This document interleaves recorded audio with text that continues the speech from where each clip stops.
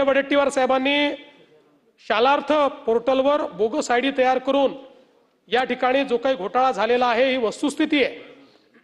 आणि म्हणून या संदर्भात मी आणि शिक्षण मंत्र्यांनी चर्चा केली आणि आमचं हे मत झालेलं आहे की जसा हा एक घोटाळा उघडकीस आला असा राज्यामध्ये इतरही जिल्ह्यांमध्ये घोटाळा असण्याची शक्यता नाकारता येत नाही।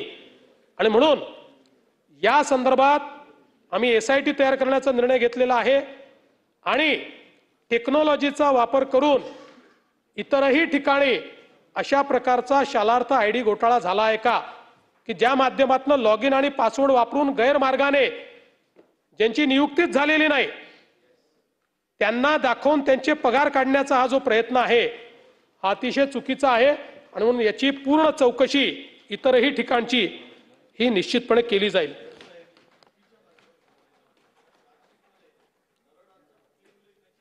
नाही, चार्जशीट ज्यांचं असं आहे की याच्यावर एकावर नाही खूप लोकांवर कारवाई झालेली आहे आणि पुरावा ज्यांच्या विरुद्ध त्यांच्याच विरुद्ध चार्जशीट आहे। आपण चार्जशीट जर बघितली तर पुराव्यासहित चार्जशीट आहे। चेक करू आपण जर या गुन्ह्यामध्ये कोणाला पाठीशी घालण्याचं कारणच नाही, कारण हे पाप आहे। अशा प्रकारे खोट्या शिक्षक दाखवून आणि त्यातनं राज्याला लुटण्याचा हा प्रकार आहे। हो, माननीय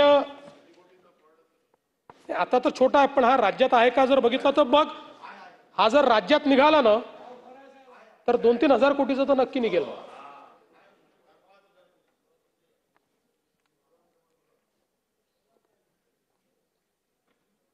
माननीय जयंत पाटील साहेबांनी आमच्या लेबर विभागाच्या संदर्भात काही मुद्दे या ठिकाणी उपस्थित केले आणि जळगावचा उज्ज्वल प्रकाश हा त्यांनी या ठिकाणी मांडला।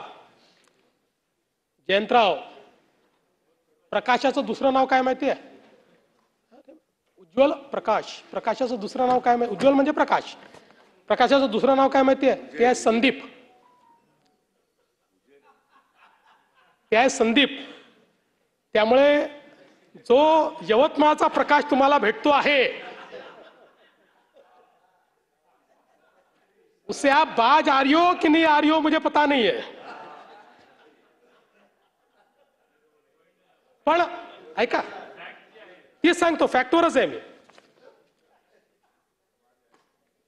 आपण अतिशय हुशार आहात आणि मी आपला प्रशंसक राहिलेलो आहे, पण अलीकडच्याच काळात आपण गजनी सिनेमा पाहिला का?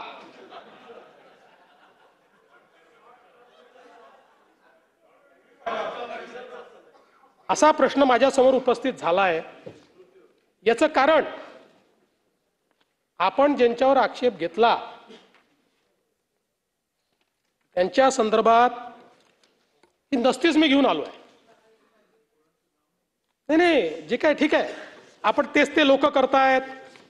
आपल्याला मी आपल्याला सांगू इच्छितो की या ठिकाणी काही काळाकरता आपण मंत्री होतात,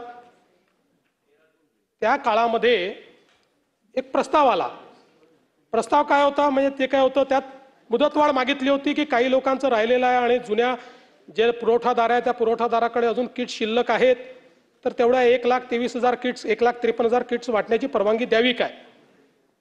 तर प्रस्ताव होता सचिव तथा मुख्य कार्यकारी अधिकारी महाराष्ट्र इमारत व बांधकाम कामगार कल्याणकारी मंडळ मुंबई यांनी उक्त पत्रान्वये 1,53,698 अत्यावश्यक वस्तू संच एसेन्शियल किट व 1,53,498 सुरक्षा सेफ्टी किट वाटपास मुदतवाढ देण्याच्या विनंतीस मान्यता देण्यास हरकत नसावी।